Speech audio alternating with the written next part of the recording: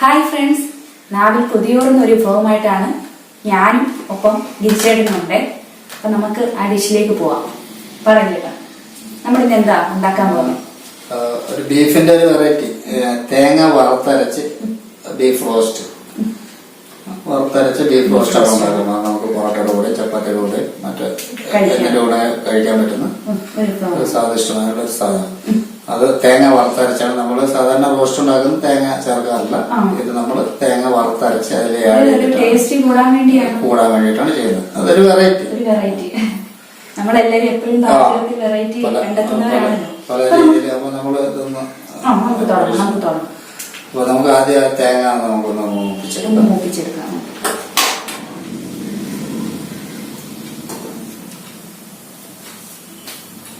കല്ല് നന്നായിട്ട് ചൂടാണ്. വെള്ളം ഇത് എന്ത് എണ്ണയാണ്? വെളിച്ചെണ്ണയാണോ? എണ്ണ ഒഴിച്ചിട്ടില്ല. നമുക്ക് എണ്ണ ശകലം, അത് പാത്രത്തിൽ പറ്റാതിരിക്കാൻ വേണ്ടി ശകലം ഒഴിക്കാന്നുള്ളത് നിർബന്ധമില്ല. ഇത് സ്ഥിരം ഉണ്ടാക്കാറുള്ള വിഭവമാണ്. നമ്മള് ചെയ്യുന്ന ഹോട്ടൽ ഫീൽഡ് ആണല്ലോ. ഒരുപാട് പേര് ചോദിക്കാറുണ്ടോ ഇത്? നമ്മള് വെറൈറ്റി ആയിട്ട് ഉണ്ടാക്കി വെക്കുമ്പോ കഴിക്കാറുണ്ട്. ദിവസം കഴിക്കുന്നത് കൂടാതെ ഒരു വ്യത്യസ്തമായിട്ടുള്ള വിഭവങ്ങളുള്ള ആൾക്കാർ കഴിക്കാനുള്ളവരുണ്ട്.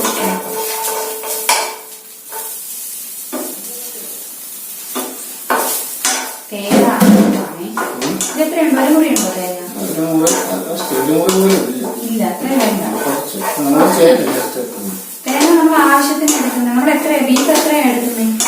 ബീഫ്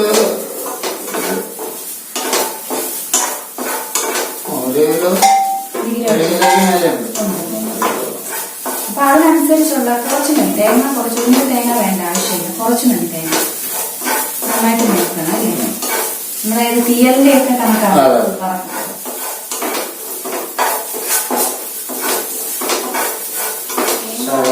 അത്യാവശ്യം മൂത്തു. അതിലേക്ക് കുറച്ച് മഞ്ഞപ്പൊടി അല്ലേ? കുറച്ച് മഞ്ഞപ്പൊടി ഇട്ടു.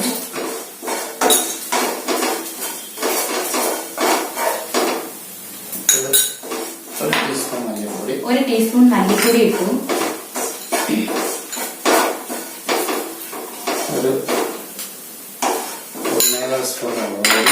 ഒന്നേകാൽ സ്പൂൺ മുളക് പൊടി,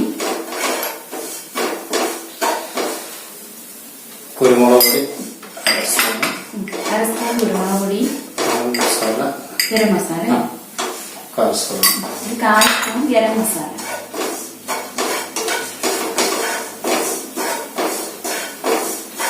മസാലയുടെ ഒക്കെ പച്ച മണം മാറിയിട്ട് നമ്മൾ മാറ്റി വെച്ച് അത് നമുക്ക് വേറെ സവോള.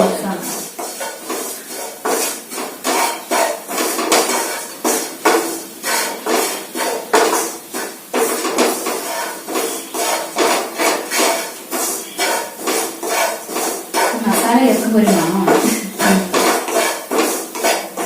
നമ്മുടെ തേങ്ങ വറുത്തത് ഓക്കെ ആയിട്ടുണ്ട്.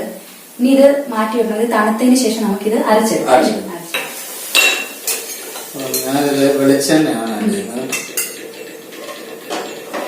സവാള മൂപ്പിക്കാനുള്ള വെളിച്ചെണ്ണയാണ് ആവശ്യം.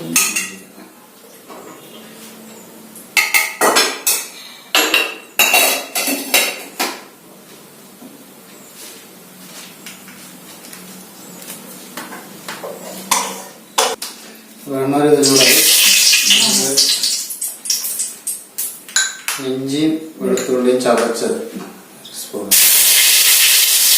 ഇഞ്ചിയും വെളുത്തുള്ളിയുടെ ചതച്ചത് ഒരു ടീസ്പൂൺ ഇട്ടിട്ടുണ്ട്.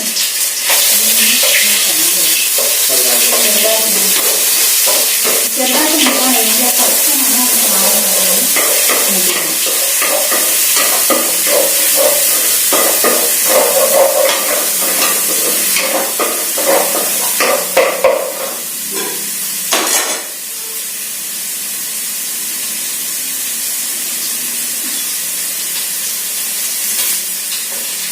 അതിനുശേഷം കുറച്ച് കറിവേപ്പില. കൂടുതൽ കറിവേപ്പില ഉപയോഗിക്കും.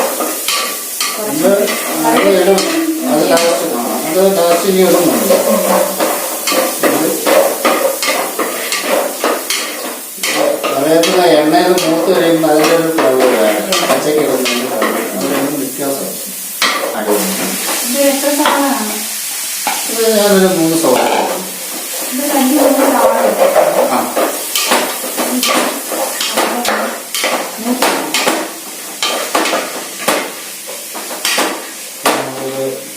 നല്ല ഉപ്പിട്ട് കൊടുത്തിട്ട് 10 മിനിറ്റ് ഇരിക്കും. നമുക്ക് ഈ സവാള തക്കാളി ആഡ് ചെയ്യാം.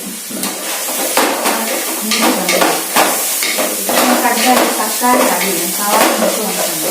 സവാള പച്ചമുളക് ആഡ് ചെയ്ത് 3 പച്ചമുളക് ആഡ് ചെയ്തായിരുന്നു. 3 പച്ചമുളക് ആഡ് ചെയ്തു. തക്കാളി 2 തക്കാളി.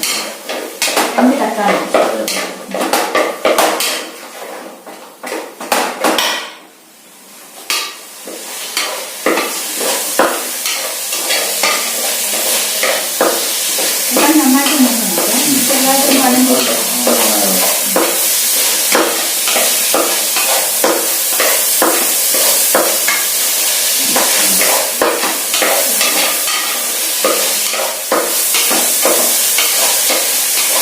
തക്കാളിയും സവാളയും പച്ചമുളകും കറിവേപ്പിലയും എല്ലാം നന്നായിട്ട് വഴങ്ങിയിരിക്കുന്നത്. ഇഞ്ചിയും വെളുത്തുള്ളി ഇഞ്ചി വെളുത്തുള്ളിയും പേസ്റ്റ്.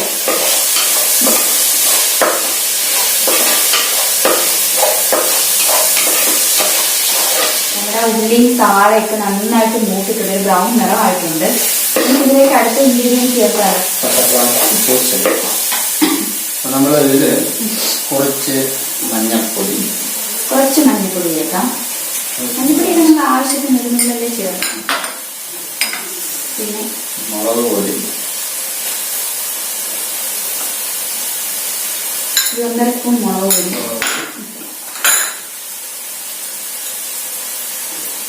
മല്ലിപ്പൊടി 1.5 സ്പൂണ്, 1.5 സ്പൂൺ മല്ലിപ്പൊടി, ഗരം മസാല ആവശ്യത്തിന് ഗരം മസാല, കുരുമുളക് പൊടി 1/2 സ്പൂണ്, 1 സ്പൂൺ കുരുമുളക് പൊടി, 1/2 സ്പൂൺ. ഇത്രയൊക്കെ നന്നായിട്ടുണ്ട്. ബീഫ്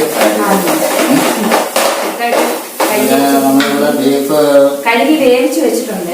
വേവിച്ച് വെച്ചിട്ടുണ്ട്. ഇത് വേവിക്കുമ്പോൾ ജസ്റ്റ് ശകലം ഉപ്പും മഞ്ഞൾപ്പൊടി മാത്രമായിട്ട് വേവിച്ചെടുക്കുക. ഒരു കുക്കറിലിട്ട് വെച്ചാണ്. കുക്കറിൽ നമ്മൾ എത്ര വിസിൽ വേണം? ഇത് അത് ചില ബീഫ് അനുസരിച്ചാണ്. ചില ബീഫിന് 6 വിസിൽ മതിയാവും, 8 വിസിൽ. ഇത് ഇച്ചിരി ഇളമ്പം ബീഫായതുകൊണ്ട് ഒരുപാട് വെന്തിട്ടുണ്ട്, നന്നായി വെന്ത് ഇതായിരിക്കുകയാണ്. ഇത് കൂടുതൽ നേരം ഇനി ഇടാനും മസാലയൊക്കെ നന്നായിട്ട് ആ പച്ചപ്പ് മാറി വന്നിട്ടുണ്ട്. തനിയായിട്ട് മണം അറിയാനുണ്ട്. എനിക്കകത്ത് കിടക്കുന്ന ഒരു അത് നന്നായിട്ട് അറിയാനുണ്ട്. ബീഫ് ഞാൻ ആഡ് ചെയ്യണം. ചേട്ടൻ നല്ല ബീഫ് ആഡ് ചെയ്യണം.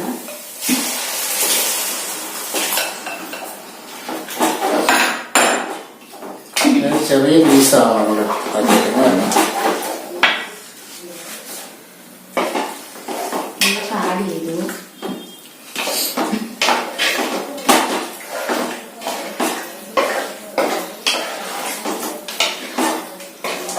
വെള്ളവും അധികം വേണ്ട അല്ലേ? റോസ്റ്റ് ആകുമ്പോൾ അധികം വെള്ളം വേണം. ഒരു 15 മിനിറ്റിൽ നിന്ന് വെന്ത് കിട്ടണം. അപ്പൊ നമുക്കൊരു 15 മിനിറ്റ് വെയിറ്റ് ചെയ്യാവേ. നമ്മുടെ ബീഫ് നല്ല പാകത്തിന് വെന്തിട്ടുണ്ട്. ഇതെല്ലാം മറ്റേ നമ്മുടെ മസാല എല്ലാം നന്നായിട്ട് അതിൽ പിടിച്ചിട്ടുണ്ട്, നല്ല മണം വരുന്നുണ്ട്. ഇനി അടുത്തായിട്ട് എന്തോ കേട്ടാ ചെയ്യുന്നത്? നമ്മള് ആദ്യം വറുത്ത തേങ്ങ അരച്ച് വെച്ചായിരുന്നു. അടിച്ചത് ഞാൻ പൊടിച്ചാണ് വെച്ചത്. പൊടിച്ചാ വെച്ചിരുന്നത് കാരണം ഗ്രേവി അധികം വേണ്ട. ഗ്രേവി ഇല്ലാത്ത ഒരു രീതിയാണ് എടുക്കുന്നത്, നമുക്ക് തിക്കായിട്ട്. അപ്പൊ അതിന്റെ പേരിൽ നമുക്കിത് തേങ്ങ വെള്ളം ചേർക്കാതെ പൊടിച്ചെടുക്കും.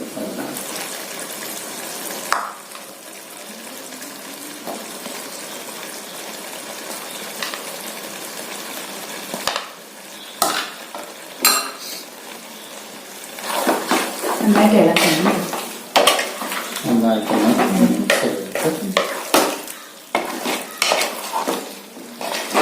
പിന്നെ ഇത് നമുക്ക് വലിയ പീസാക്കിയിട്ട് വലിയ കഷ്ണവും വേണ്ടവർക്ക് അങ്ങനെ ചെയ്യാം.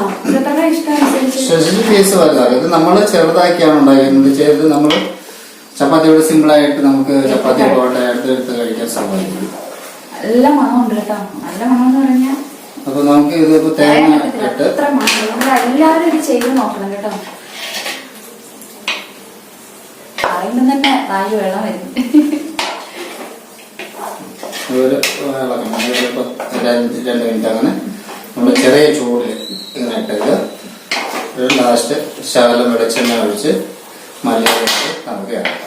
അപ്പൊ ഒരു 2 മിനിറ്റ് നമുക്കിത് ചെറിയ ഇത് സിമ്മിൽ വെച്ചിരിക്കും. തീ കുറച്ചിട്ട് ഒരു 2 മിനിറ്റ് വെച്ചിരിക്കും. കുറച്ച് മല്ലിയില കേട്ടോ. അല്പം മല്ലിയില ഇഷ്ടമുള്ളവർക്ക് ചേർത്താൽ മതി കേട്ടോ. മുകളിലിങ്ങനെ ആഡ് ചെയ്യണം. ഒരു സ്പൂൺ വെളിച്ചെണ്ണയും കൂടെ ഒഴിച്ചിട്ടുണ്ട്. ഓഫ് ചെയ്ത് ഗ്യാസ് ഓഫ് ചെയ്തു. അപ്പൊ നമുക്ക് ഒരു